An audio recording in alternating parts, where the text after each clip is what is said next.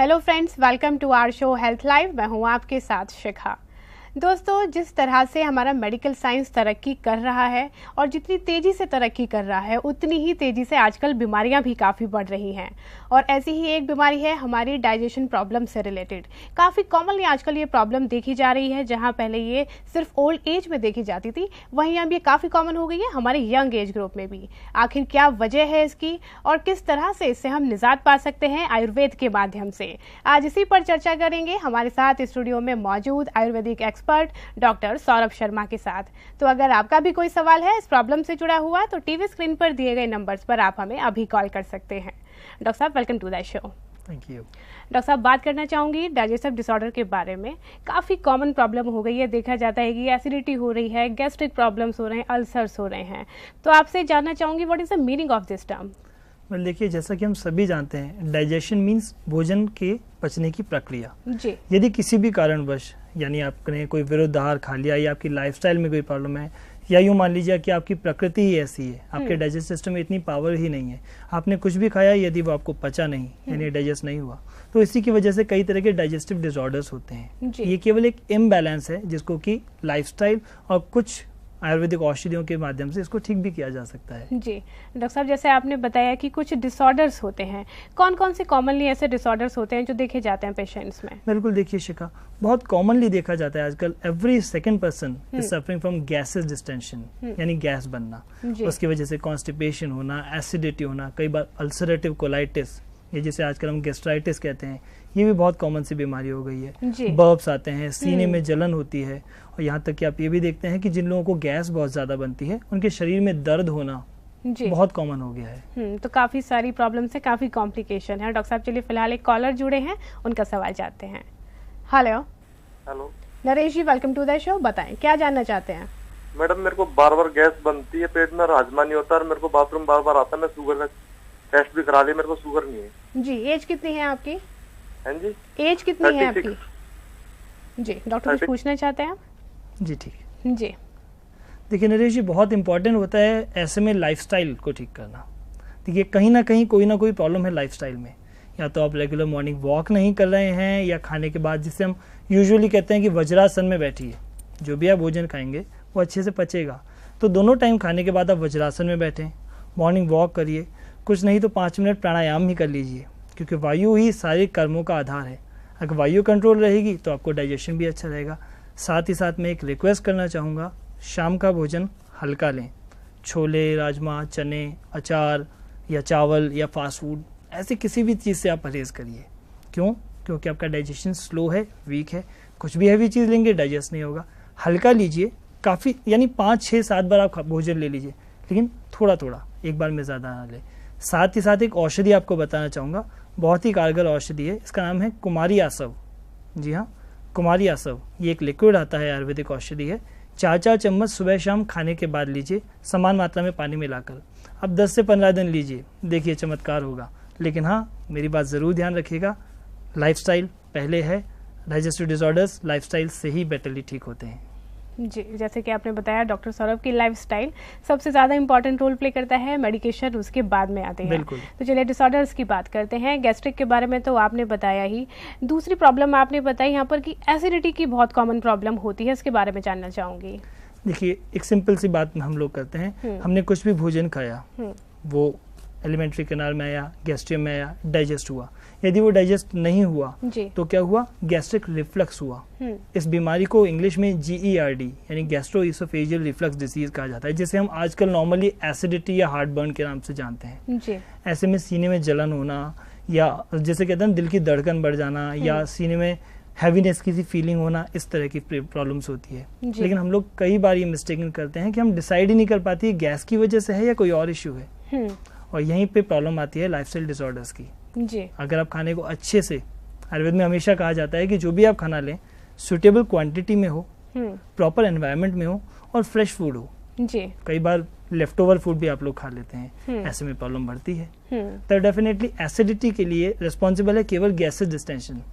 Basically सारी ही चीजें आपस में इंटरलिंक्ड हैं। यदि आपका डाइजेशन अच्छा है, आप अच्छे से खाने को चबा कर खा रहे हैं, अच्छे से डाइजेस्ट हो रहा है, तो एसिडिटी होगी ही नहीं। जी, तो डेफिनेटली गैस्ट्रिक प्रॉब्लम और एसिडिटी एक दूसरे से लिंक रखती जी बिल्कुल, ये पूरक है। डॉक्टर साहब, एक और आपने बताई थी प्रॉब्लम यहाँ पर अल्सर की काफी कॉमन प्रॉब्लम होती है, गैस्ट्राइटिस अल्सर जिससे हम बोलते हैं। ये किस तरह की प्रॉब्लम है, क्या कॉम्प्लिकेशन हो सकते हैं? वेल देखिए शिखा जी, यहाँ 2-4 बातें आती हैं। अल्सर क्यों होते हैं जी, वही बात दोबारा कहूंगा, लाइफस्टाइल देखिए, और साथ ही साथ प्रकृति भी। हर इंसान की अलग अलग प्रकृति है। कुछ लोगों की पावर अच्छी होती है, जैसे कि तीक्ष्ण अग्नि बोलते हैं, यानी स्ट्रॉन्ग डाइजेस्टिव फायर, यानी तीक्ष्ण जठर अग्नि, जो भी खाया अच्छे से डाइजेस्ट हो गया। कुछ लोग इस तरह के होते हैं, वो थोड़ा सा खाते हैं वो भी डाइजेस्ट नहीं होता।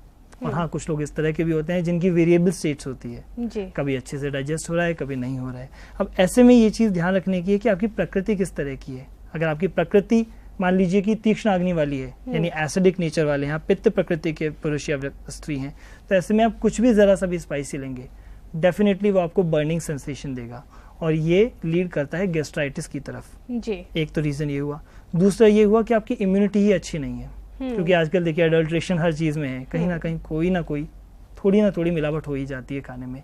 अब ऐसे में अगर आप इम्यूनिटी खराब है आपकी, आप कुछ भी खा रहे हैं और वो फटाफट एलिमिनेट नहीं हुआ जी, जो भी टॉक्सिन है अगर वो एलिमिनेट नहीं होता है, तो ऐसे में यही प्रॉब्लम होती है कि वो स्टक कर जाता है इंटेस्टाइन में या गैस्ट्रियम में, और वहाँ वो इन्फ्लेमेशन करता है। म्यूकोजल मेम्ब्रेन जो गैस्ट्रियम की या हमारी लिवर की या इंटेस्टाइन की है, वहाँ पे इन्फ्लेमेशन करेगा और वो वूंड कर देगा, जिसे आप गैस्ट्राइटिस या पेनक्रियाटिस कहते हैं।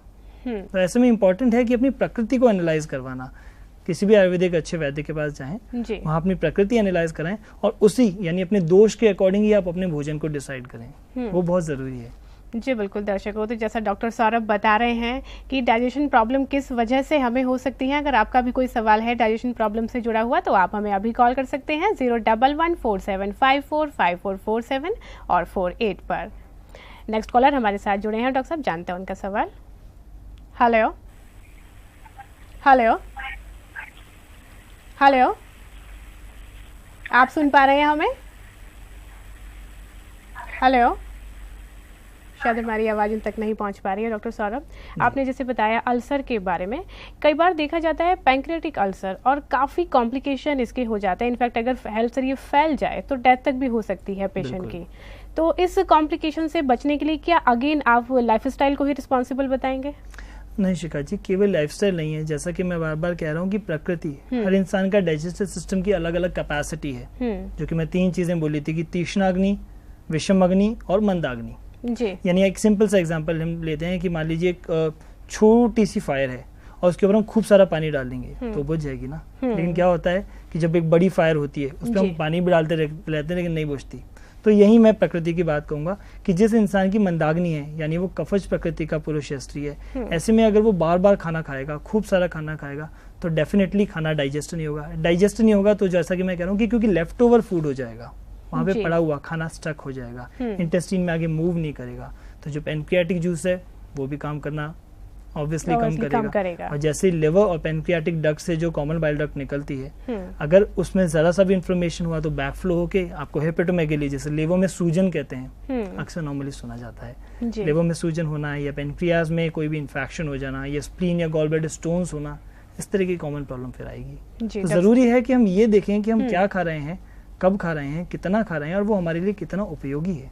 डॉक्टर साहब, एक और कॉलर बॉम्बे से हमारे साथ। हेलो हेलो, बताएं सरिता जी, क्या सवाल है आपका? मेरे को ना बहुत गैसेस का प्रॉब्लम होता है जी।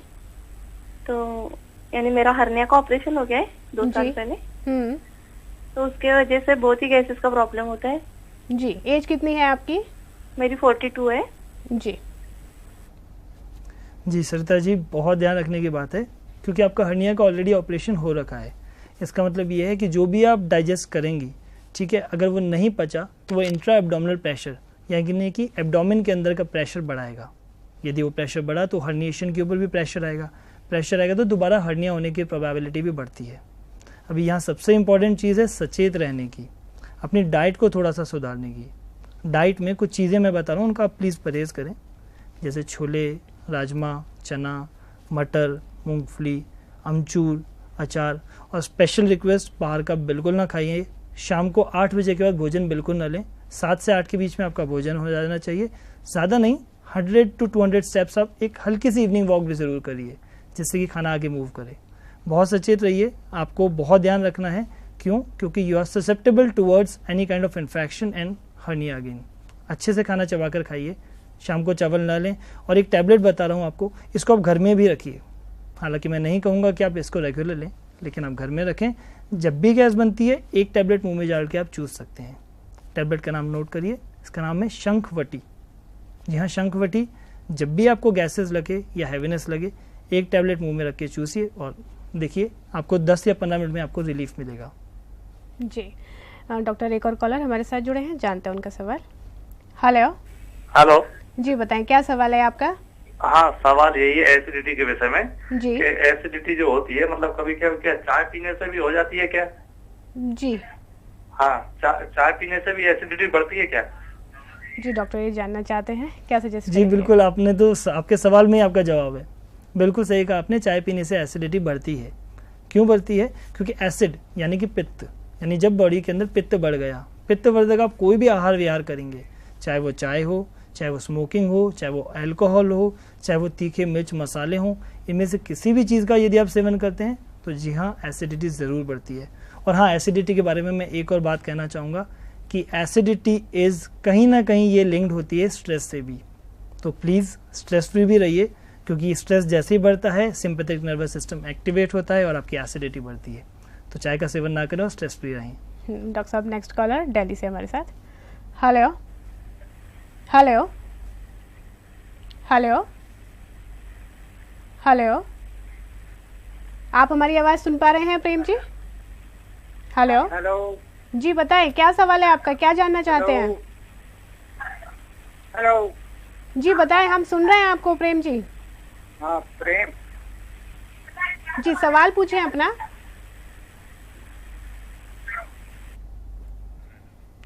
आवाज़ शायद इन तक नहीं पहुंच पा रही है। डॉक्टर साहब, जैसे आपने बताया कि बहुत ज़रूरी है ये जानना कि हमारे शरीर की प्रकृति कैसी है, तो अगर हम इसको खुद एनालिसिस करना चाहें तो किस तरह से जान सकते हैं? हाँ बिल्कुल, अच्छा सवाल पूछा आपने शिखा जी। एक्चुअली क्या होता है कि हम कुछ भी खाना खा रहे हैं, देखिए जैसे वात पित्त कफ है, हालांकि अब तो मीडिया है, इंटरनेट है, हर चीज़ है, तो वहाँ पे वात पित्त कफ का सारे गुण भी उसके ऊपर मेंशन है, तो उसके अकॉर्डिंग आप अपनी प्रकृति का एनालिसिस कर सकते हैं। लेकिन फिर भी मैं ये चाहूँगा कि एक वैद्य से मिले, कि वैद्य जो नाड़ी विज्ञान जो है, नाड़ी विज्ञान के थ्रू जो बताते हैं वो एक्चुअली आपकी प्रकृति होती है। यानी आयुर्वेद में ये कहा जाता है शुक्र शोणित जीव संयोगे तो कुक्षी गले गते इति संज्ञा। इसका मतलब ये हुआ कि शुक्र, सीमन और शोणित यानी कि ओवम, जब इनका जब मिलन होता है, जो जाइगोट फॉर्मेशन होता है, तभी एक इंसान की प्रकृति डिसाइड हो जाती है कि उसकी कौन सी प्रकृति होनी है। जी। तो इम्पोर्टेंट है कि आप वैद्य से मिलके या किसी अच्छे आयुर्वेद स्कॉलर से मिलके आप अपनी प्रकृति एनालाइज करवाएं वात पित्त कफ के अकॉर्डिंग। और यूजुअली आजकल देखा जाता है कि सिंपल प्रकृति नहीं होती, इट्स अ कॉम्बिनेशन यूजुअली। तो यहाँ पे हमें थोड़ा सा ध्यान रखना है कि कौन सा दोष हमारी बॉडी में डोमिनेंट है, कौन सा दोष हमारी बॉडी में कम काम कर रहा है। क्योंकि देखिए, जब ये तीनों दोष समान अवस्था में, यानी आयुर्वेद में कहा जाता है कि धातु साम्या प्रोक्ता इति चास्य प्रयोजनम, यानी कि जो सातों धातु हैं और तीनों दोष हैं, इनको समान अवस्था में लाना ही आयुर्वेद का प्रयोजन है। और जब ये सारी समान अवस्था में रहेगी तो डेफिनेटली आपको किसी भी तरह की कोई डिसऑर्डर नहीं होगा। तो ये इंपॉर्टेंट है कि हम प्रकृति के अकॉर्डिंग हमारे भोजन का सेवन करें। जी बिल्कुल, चलिए डिस्कशन को कंटिन्यू रखेंगे डॉक्टर सौरभ, लेकिन फिलहाल एक छोटे से ब्रेक के लिए रुकते हैं। अभी हमारे शो पर दर्शकों वक्त हो गया है एक ब्रेक का, लेकिन ब्रेक के बाद भी आप अपनी प्रॉब्लम्स हमारे साथ शेयर कर सकते हैं। तो देखते रहिए हेल्थ लाइव, जल्द हाजिर होते हैं।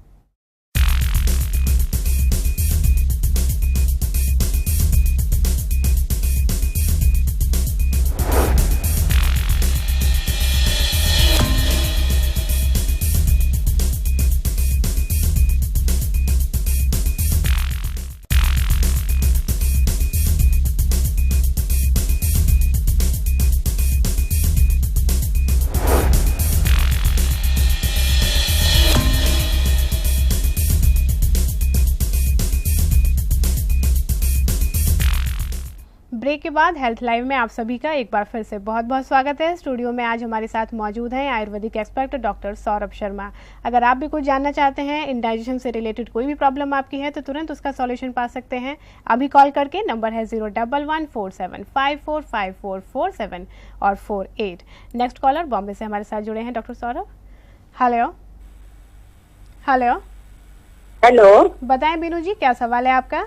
डॉक्टर, मैं ना अपने बेटे के बारे में जानना चाहती हूँ जी। उनको अल्सर कोलाइटिस मल्टीपल्स में है और वो 29 ईयर्स का है अभी जी, और ये प्रॉब्लम उसको 2 साल से है। जी।